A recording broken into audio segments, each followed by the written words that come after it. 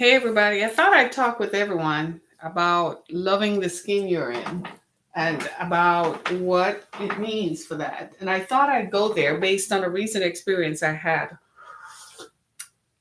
Sorry, my throat is dry. And a recent experience I had with at the drive-through this past weekend.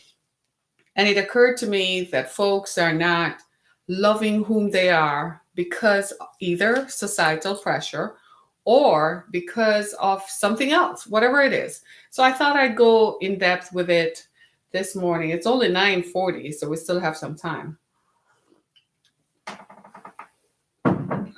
But we're going to talk some more about it. Uh, so be that as it may, it's Monday. It's Motivation Monday. And you know how that is. But I must say, we're having excellent weather here in Michigan. It's turning around for good. It's the best way I can describe it. Like seriously, the weather is getting better here. It used to be that I thought, oh my golly, but it's getting better. I know this week they say we might have some snow. I don't believe that. I don't believe that at all. So I'm looking forward to it. So today is the 8th of April. Can you believe it? It's the 8th of April already, people. What are you doing? What are you doing with yourself? What are you doing with yourself? What are you doing about what you're supposed to be doing? So we're going to talk about that this morning. In the meantime, I'm queuing up my Facebook and my Twitter folks to make sure that they chime in, and the juiciest comments always come from Twitter and Facebook. So I want to go there, see what's going on, uh, and see what's going on. I love it. I'm loving it live.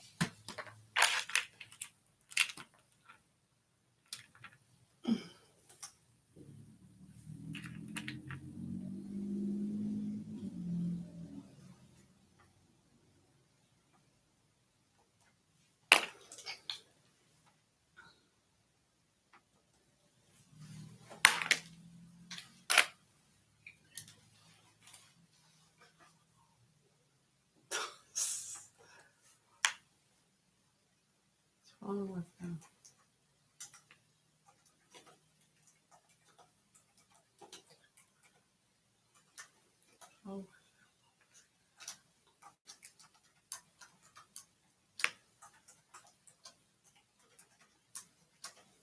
oh.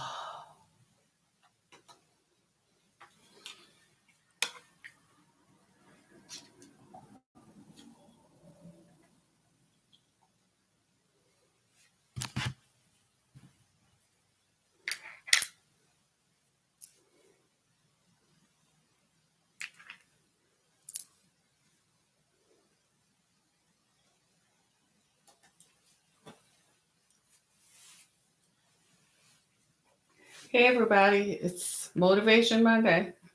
So I thought I'd give you something to think about.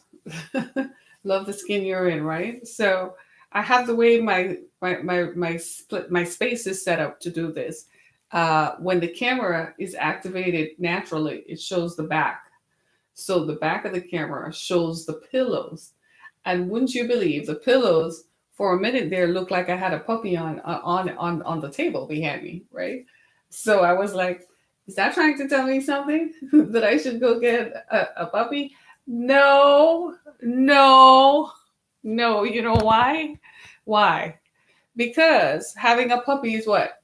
Say it. Responsibility of a young thing that I'm going to have to be responsible for to bathe, to walk, to clean, to know where they are. I'm over it. I'm done. I'm over it. I spent a great part of my life being concerned for others. I think I want to feel like I'm someone. I think I want to feel like I'm an independent person, like I'm just a normal person. And I feel like I can do what I want, so I can go and I don't have to worry about it. And then my little girl is about to go to college soon, so mommy is going to take off. I mean, I told her when she goes to college, she might call me one day and hear me from the south of France and see a picture strolling on her timeline, or I send her a selfie of me from where? The south of France. And she went bunker. She's like, really? She said, that's when we take your passport in hand.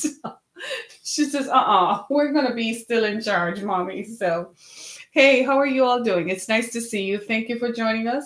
Hope you had a good weekend, right? I can tell that everybody is raving to go on this Monday morning, right? Crazy stuff happened on the weekend. Anybody? Yeah, I had quite a few near misses on the weekend. I had to go to Port Huron for a funeral, right? How many of you know where Port Huron is? So it's east of Detroit, right? Like going east almost to the lake, right?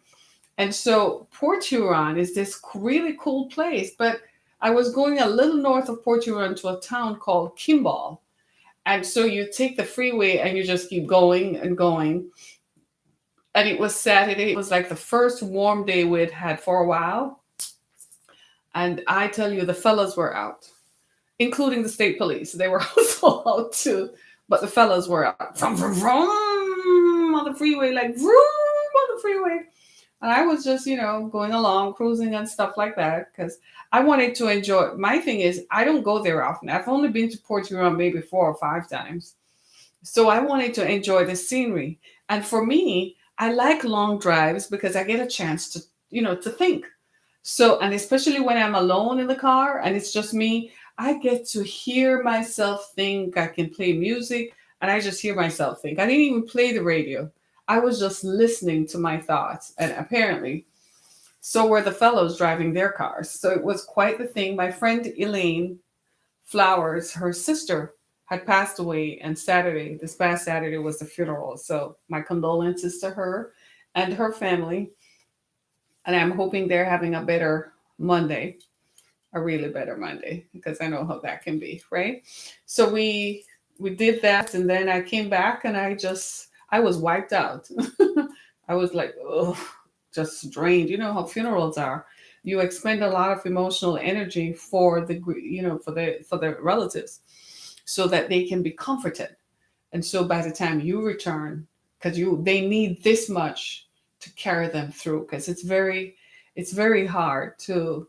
One of the hardest things to do is to watch your relative being taken away in a casket in a vehicle being conveyed somewhere, and you are still here. So it was quite the thing. So you know how that was. So I was totally wiped out. Well, it's Motivation Monday. So today I want to talk about loving the skin you're in, loving you. Hi. Hi. How's it going? It's going. It's going. It's going.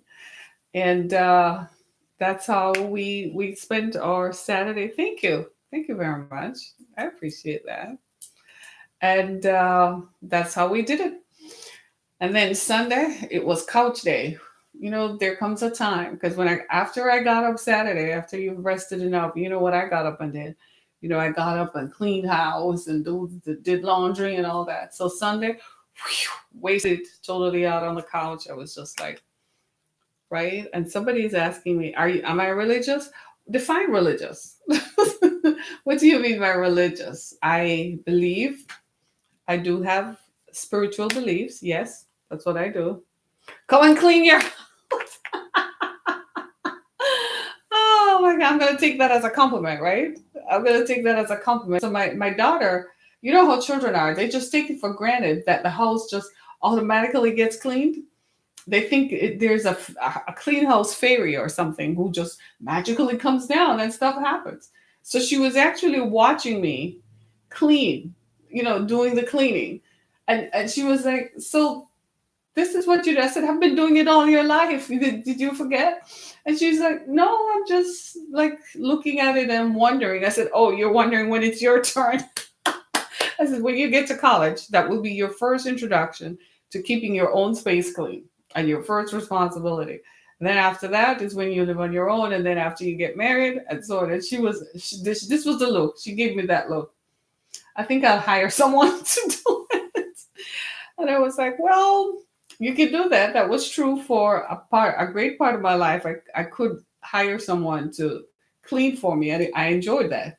I enjoyed sitting back and not doing it. As a matter of fact, when I realized that I had to do it and I was responsible for the outcome. And at the time, my oldest daughter was like 7. So part of the responsibilities of my then housekeeper was to bathe the child, right? So when I realized that I had to bathe her every day and clean the house, I said to my ex-husband, are you kidding me? I said, who's going to do this? I said, so who's going to clean the bathrooms? And he looked at me and I was like, oh, this kind of life is not for me.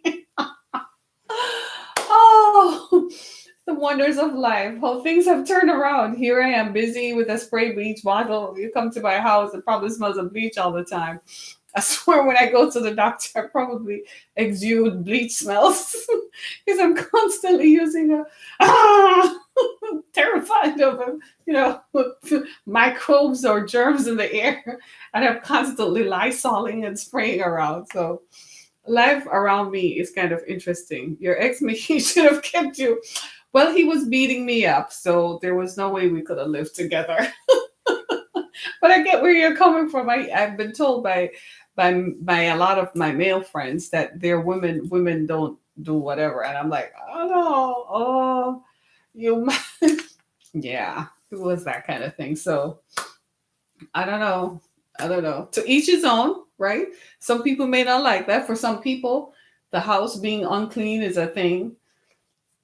For me, it isn't. I like my spaces organized, the space I occupy. Don't you? Don't you like that? I like my space occupied, everything pleasant and looking good. I like, it's the same way I like the outside of my house to look. You know what I mean? I don't know, baby. It was one of those things. That's the way he communicated love, maybe. But so I like my spaces organized. I like it clean. I like clean lines, right? And I like everything just, even my bed has to look, every day my bed has to be dressed.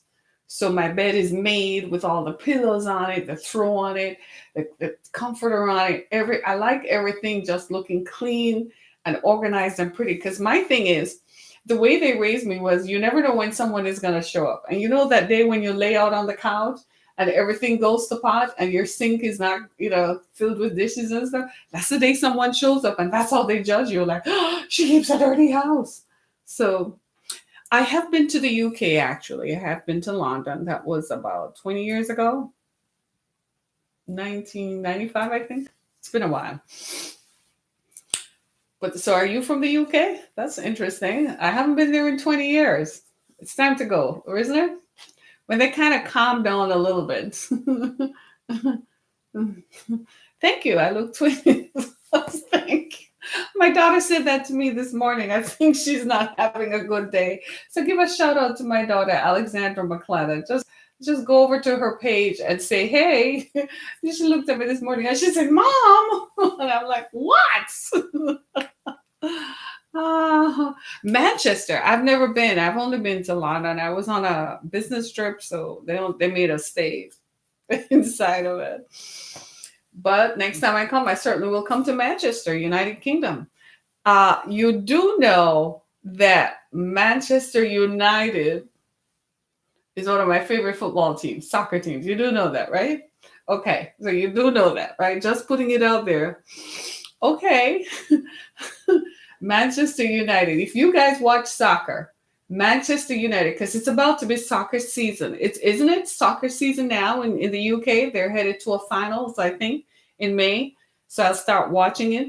Man, when I was growing up, Tottenham Hotspurs and Manchester United and Liverpool. Woo, those were the good old days. Yeah. Well, we also love American football, but you didn't hear that from me. Well, because I am tired of one team winning the championship all the time. Aren't you? I'm tired of it always being the Patriots who are winning the championship all the time. To me, that does not show championship.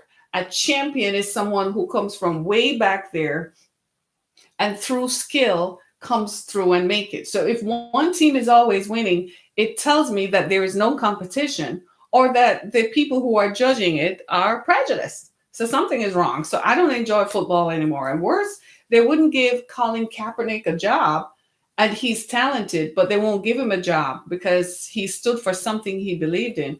I got turned off, but then I was still watching it because I still have my favorite teams. I'm talking about football, American football. I still have my favorite teams. Of course, I love the New Orleans Saints all day, every day. Yeah, yeah, I do love this. Who that nation? Yeah, right over here. I love the Saints. I love the Jacksonville Jaguars. I still have and of course, my all-time favorite, the Green Bay Packers. Packers all day, baby. Cheesehead Nation. I've been to the stadium. I even went to the Holy Grail where they practiced. I laid my hands on the fence. I felt like, oh, football touched me, right? And the Dallas Cowboys. Nobody beats the Cowboys. Nobody loves the Cowboys like I do. But I don't see any of these teams, no matter how well they play during the season, I don't see them emerging as champions. So anybody watching, yes, you can tell them that I said it's time out for the New England Patriots to give it up. I'm sick and tired of them always winning championships. In fact, in the last couple of games, I think they stole the game from the other team to give it to the Patriots. And I was turned off. I didn't even enjoy the Super Bowl. It was so lousy. It had a lousy feel to it this year, right? So enough. No. So today's Motivation Monday. Motivation Monday. I want to talk about loving the skin that you're in. And let me see who is saying, hey, good morning. Have a wonderful day. Somebody keeps calling me Kiki Palmer, right?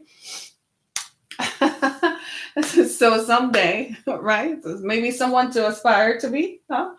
But I wanted to talk about loving the skin you're in. And this was inspired by a recent experience I had where I went to the drive-thru over the weekend. And it occurred to me that societal pressure and social influences control how we see ourselves. Isn't that true? It controls how we see ourselves, our perception of ourselves, and it influences the way we conduct ourselves, the way we carry ourselves, the way we present ourselves. And I was a little bit, I had to think about it for a minute there while I was sitting in the car waiting. And I thought it's time for me to start talking about just being you, just accepting who you are. All of us, there is no perfect person on the planet. And in today's world, I dare to say that it's very rare that you can find someone who can say, well, I'm a purebred, or all my ancestors were all one nation, one ethnicity, or something like that. Uh, I don't think so. I think we're all a configuration and a combination of folks, right? I think that makes for a great person, because what it does, if you were to do your DNA, by the way, I'm not doing it, so you all can go do it. I'm not doing it. I think they're collecting DNA databases, and then they start looking for people in 10, 20 years. I'm not going there. So they'll never know what makes me up. They gave me the oral tradition. That's all I need, right? And the evidence, that's good. But when you look at if you were to do your DNA, for instance, or if in my case, you listen to the oral tradition of the people who raised you, they told you who your ancestors are, then you will find that you are a combination of people from different lands with different backgrounds, different cultures, different ethnicities, right? It's something to celebrate. And I find that, especially here in this country and in other societies where domination is governed by the color of your skin, or who governed on the basis of the color of your skin is what determines your rights and your access. I find that what has happened is that a lot of people who don't look like what the societal influence says they should look like end up with issues. No, me, I have issues with that, because what I'm finding is that people are reacting negatively to how they look. And I'm here to say that I think the best thing for all of us is to accept who you are, deal with you are, and present yourself as you are.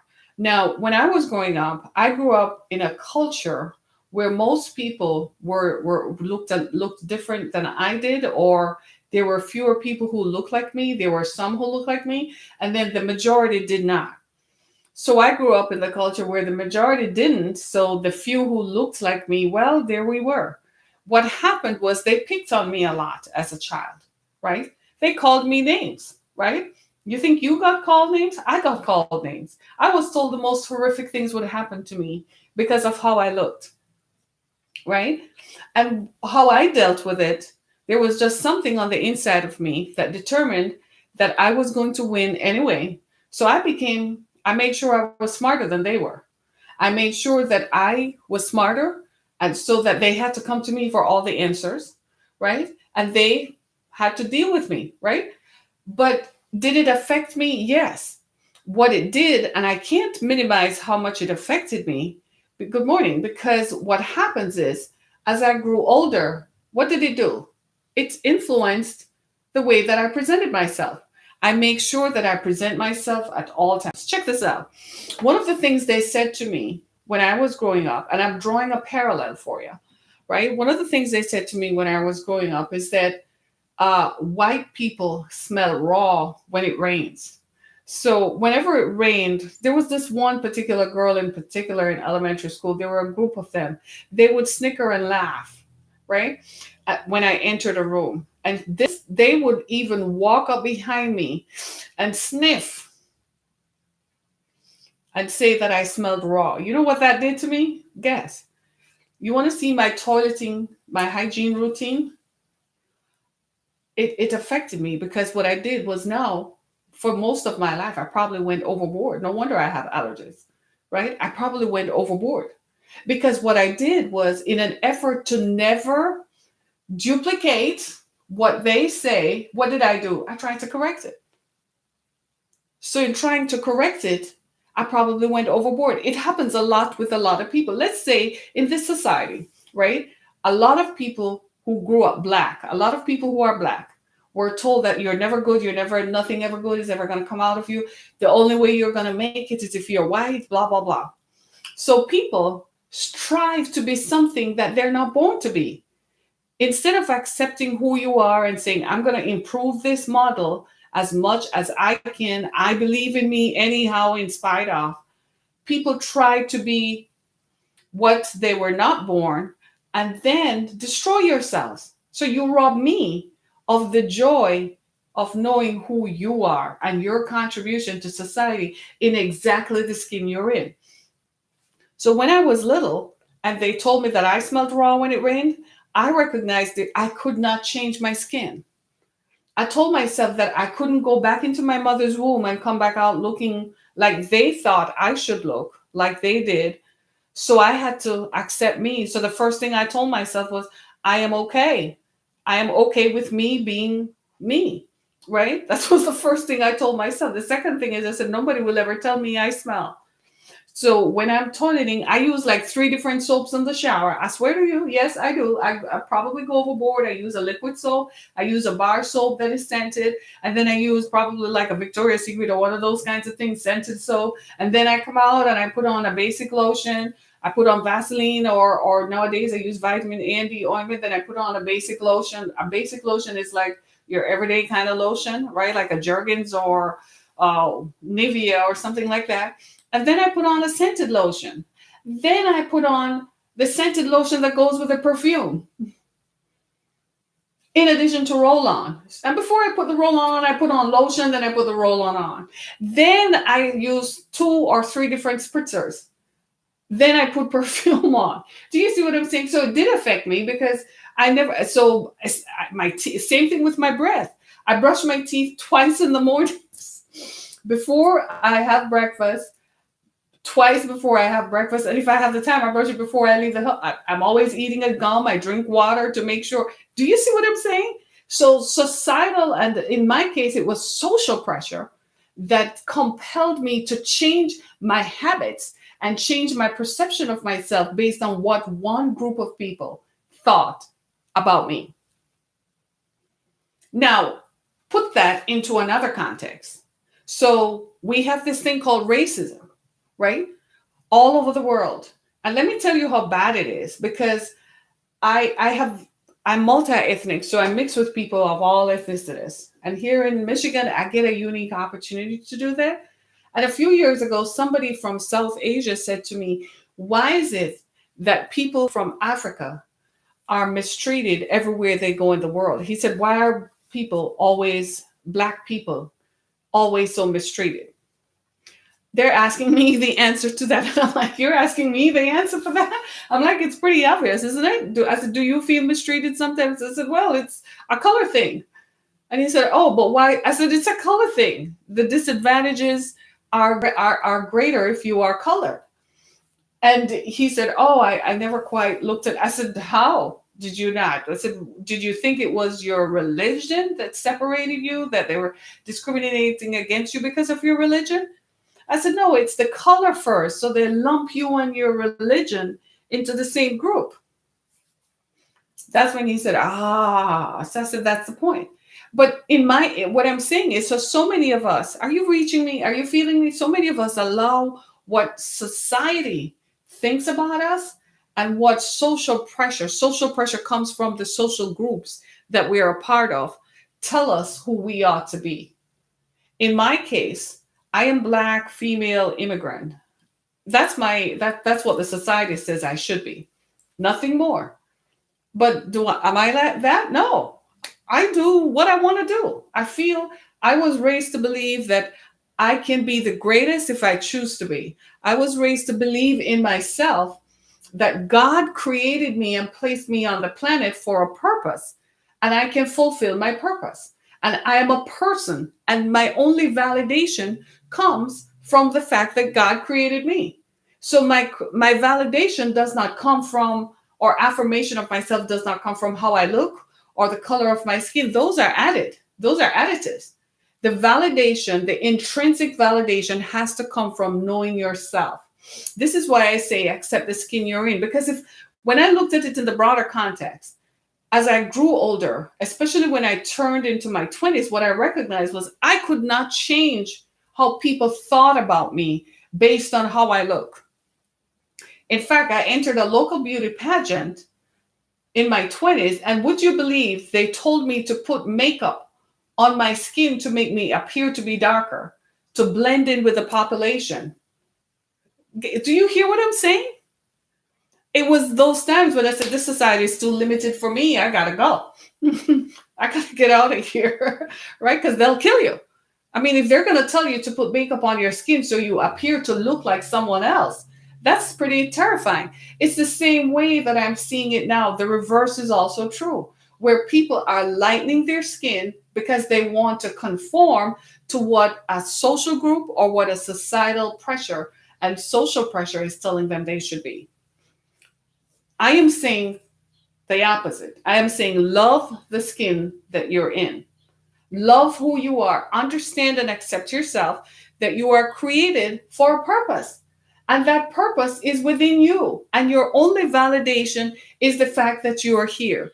You don't need to prove, you don't need to conform to what they think you should look like, what hairstyle you should wear, what color makeup you should have on, or what clothes you should wear. Where does that come from? Those are traditions of man. You know what those do? Those limit you, they bind you up, and they make you miserable.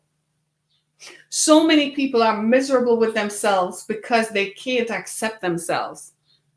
Nothing is wrong with improving you, because I obviously I improve myself. Obviously, I believe in self-improvement, right? Of course, you have to be self-motivated, right? Obviously, I believe that you should always present yourself to be the best that you can be at all times, obviously. But what I do not conform to, and that doesn't fly with me. Determine my own success. Are you hearing me? The way you see yourself determines your success.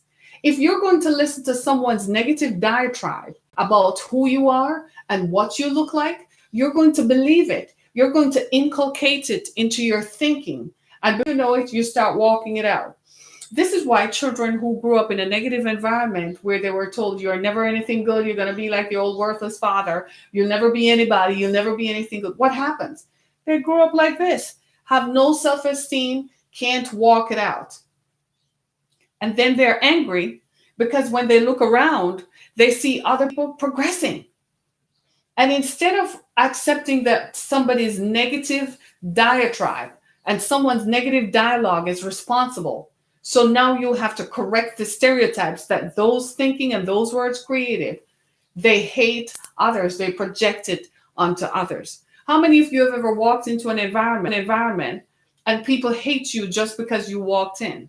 And sometimes the hatred is not necessarily racism. It could be colorism. They could just hate the fact that they're not you. They could just hate the fact that they're not as confident as you are.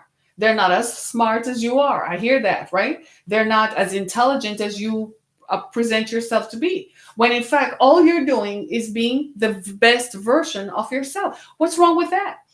I feel like we should all try to be the very best that we can be at all times, irrespective of what someone says about you. Yes, you can overcome the odds. How you do that? Take out your stinking thinking. Our stinking thinking is what is keeping us bound to all these negative stereotypes. It's a form of mental slavery. If we continue to perpetuate the myth that if you are black, you are no good. If you're brown, you're a terrorist. Guess what? We are contributing to our own demise because we're allowing someone else's stinking thinking to influence the way we present ourselves. So I don't care who is white, black, green, or yellow. When I go into an environment, as far as I'm concerned, I, Harriet Kamek, have arrived. I am there. I don't care how you feel about me or your perception of who I should be, what I should look like, what I shouldn't look like. I don't care about none of that. None of that moves me or influences me. I'm going to show up and I am me all day, every day. And I'm going to perform to the best of my ability. I'm going to perform and be the very best version of myself that I could be. You feel me? And I think that that's the way we all should be. So this young lady was standing in the drive-thru and it was, early morning, maybe about 10 o'clock. And you could tell she probably is too young, right, young enough, right? So she doesn't want to be there. So she doesn't want to work. Okay. But she was giving off an attitude. When she saw me, she gave me this stinky eye look. And I was like, it's not my fault that you are here working this morning. As far as I'm concerned, everybody who works, you should be happy that you have a job. That means at the end of the day, you're going to get paid so it can help you to push you further. That's how I look at it. Clearly, that's not how she looked at it. She kept giving me the stinky eye. She wouldn't even give me my order. Somebody else had to come and give me my order. So finally, I called the store and I'm like, I'm about to report you to your corporate office because I don't understand why I'm being held up here unnecessarily. You see where I'm coming from? And she was still giving the attitude. And I said to myself, I have met so many young ladies like her who hate themselves, who dislike someone else comes along.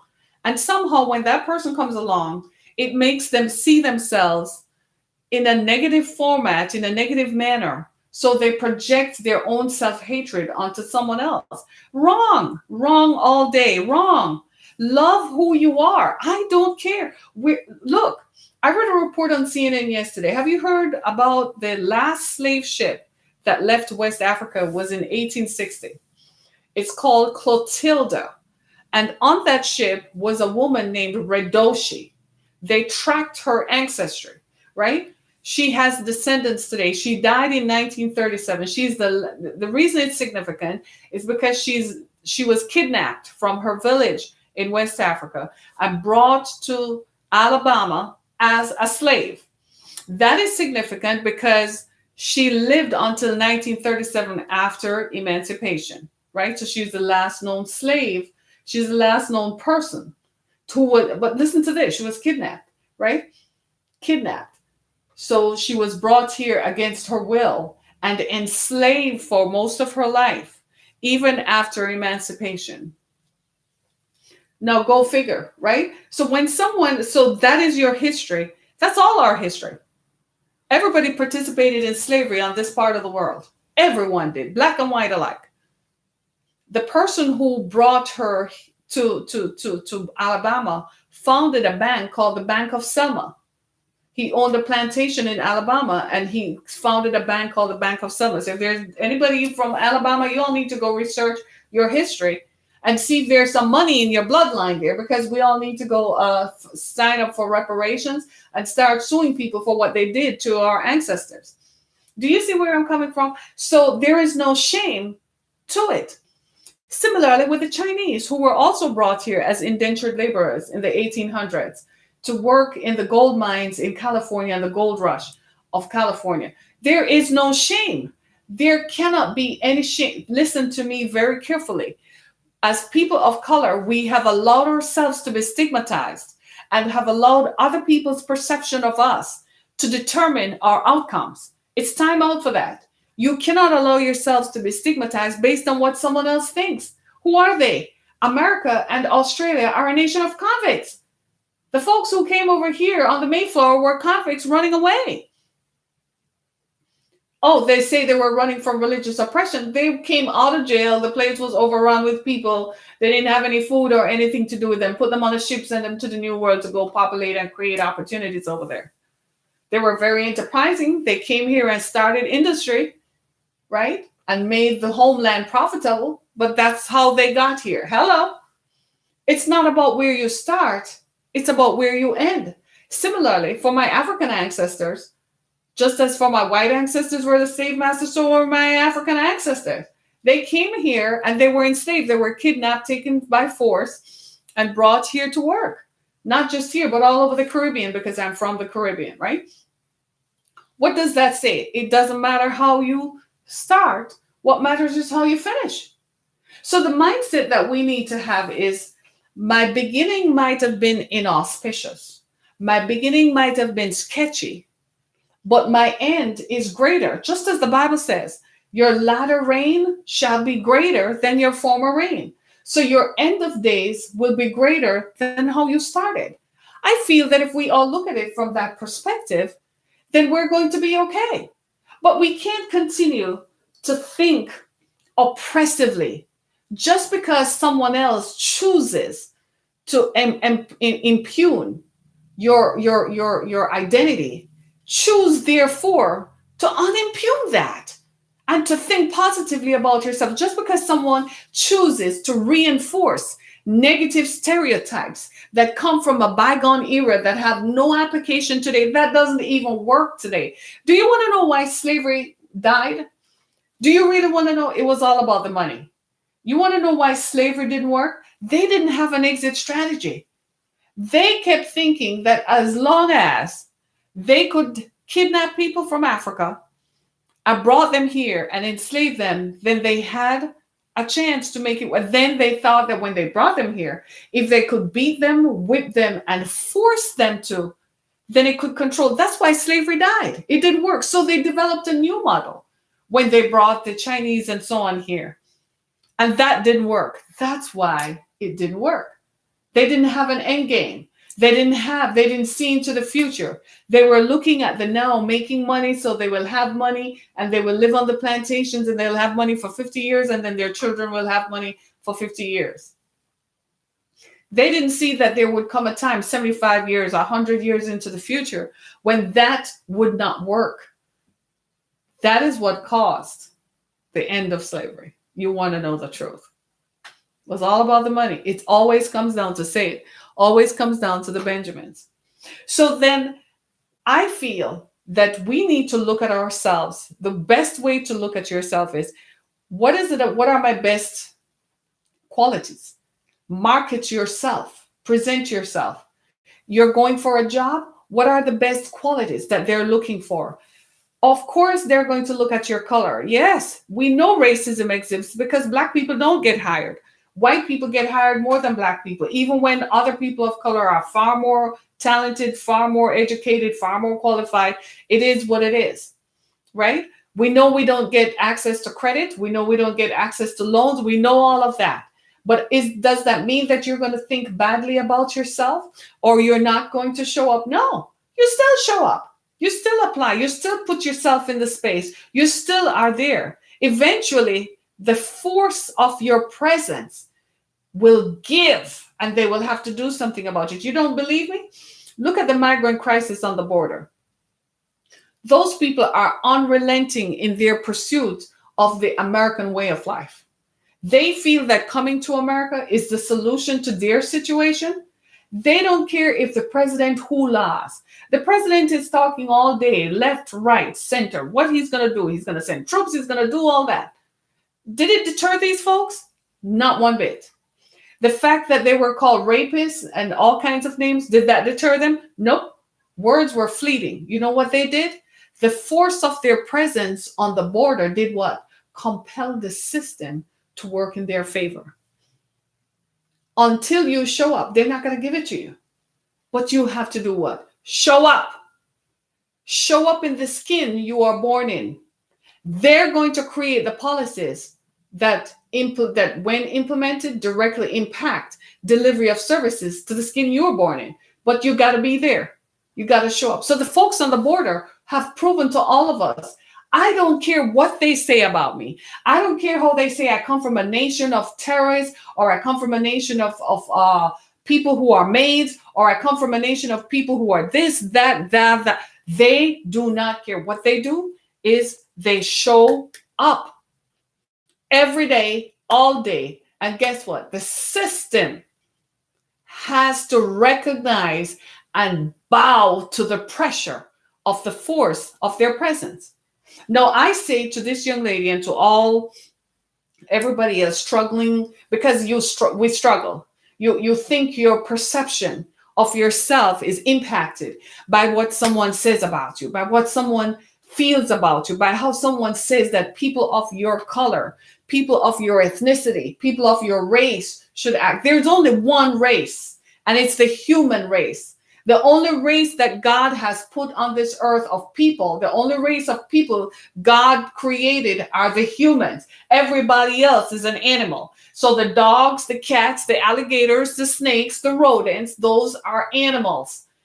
But there is only one race, and it's the human race. And if you tell yourself, I am the human race, I am part of the human family of faces, then if you tell yourself that every day and show up, and show up, and show up, Black people, get up. and show up. Show up in schools, man. Start going to schools. Start getting some grades. Start questioning, why is my grade so low? You're in college and you feel like the professor is racist. Go to him and ask him a question. Send him an email. Copy it to the president of the college. Why are my grades so low? Is it because I'm a person of color? Start showing up, and the force of your presence will compel them to have to do something about it.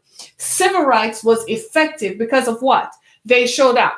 There was a march, they showed up. There was another demonstration, they showed up. The force of their presence compelled them. Yes, they were hosed, they were beaten, they sent dogs, they sent guns, they lined up to intimidate them with their faces.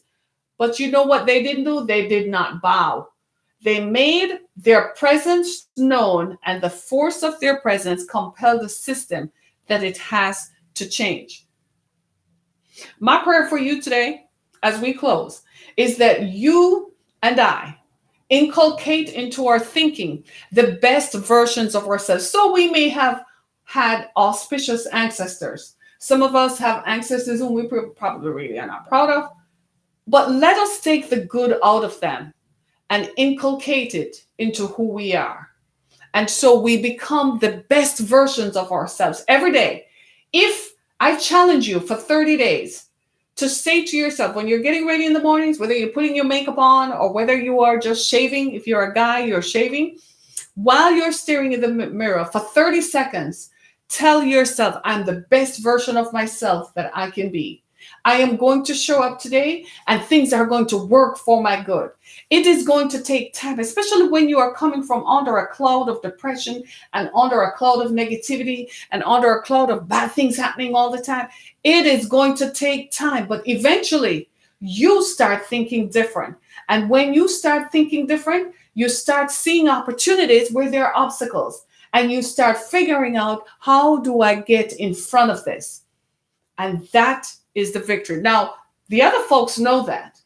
They don't want you to know that, because if you know that, you're going to show up and you're going to win. So they make sure they continue to create global policies that make you feel that you will never make it. But that's not true. I know you can make it. I know you will make it, because, hey, by the grace of God, go I. Here I am. I was beaten. I was dragged across the floor by my hair by a man who said he loved me. And you wonder why today when they tell me they love me, I'm like, okay, right? You wonder why. That's why. Because somebody told me he loved me, but he beat me up. He abandoned me with children. I had to raise them by myself. They abandoned me. They left me at the mercy of the government of the United States. But for the grace of God, had to intervene. And I had to figure it out. But you know what I did? I still showed up. I still showed up. I still showed up. I did not allow it for 1 minute. I told myself that I cannot let this determine my outcome. My future, as far as I'm concerned, was still bright. And even now, I tell myself every day, I'm still young. I have my whole life ahead of me. And I pray to God that I get to live and to prove to all the detractors that I made it and overcame it. That's my prayer. I want to live and live gloriously and happily and enjoy myself. Enjoy the skin that I'm in. I accept what I am. I accept that I'm not perfect. I don't have this. I don't care about none of that. There is nothing on any human being, no feature that any human being has that I think I should have to make me perfect. I don't believe that. It's time for us to revolutionize our thinking. Accept who you are. You're a conflagration of people, a combination of greatness. Walk in it. Develop it. Find it. Tell yourself every day, and you will see a change in your circumstances. Thank you so much. I got to go. Thank you for joining me today. My name is Harriet Kemick. Make sure you come back and see me another day. Tomorrow is going to be a terrific Tuesday. Make sure you join me for something terrific. Next on the 16th, say the 16th, I will have a young man on our show, Daquan, who's going to tell us what it is like. He's a former sex worker. He's a former gay sex worker. So he's going to tell you what it is like to have been there. So make sure you join me on the 16th for that, the 16th of April, right? Right. So tune in again tomorrow. Go to my website, harrietkemmick.com. Buy my books. They're all available on amazon.com and stream from youtube.com. You're helping me. And make sure you go to the exodusfoundation.com. You're helping me to help others who perhaps never got a chance to be like you, never got a chance to go to school, never got a chance to even hold a phone in their hand and listen to me on Facebook. They can't even do that. Help me to help these folks. So go to the exodusfoundation.com and help us to do the work that we're called to do. I love you all. Thank you for sharing this Monday morning with me. Hope it got you going, got you thinking. Make sure you be the best that you can be. Always think of you yourself, the way you are made. You're perfectly formed, nothing wrong, nothing missing, nothing broken. You are perfect. Change the way we think, not influenced by how others negatively think about us, but by who you see yourself as you really are, created by God to live in this planet. Thank you so much, everybody. Be blessed. Thank you. Bye. Thank you. Hey. Hey, everybody. How y'all doing? Love you to pieces. Thank you, everybody. Be blessed.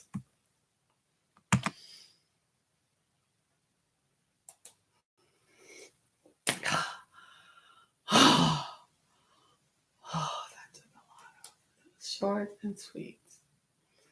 Short and sweet. Short and sweet. Short and sweet. Short and sweet, Jesus.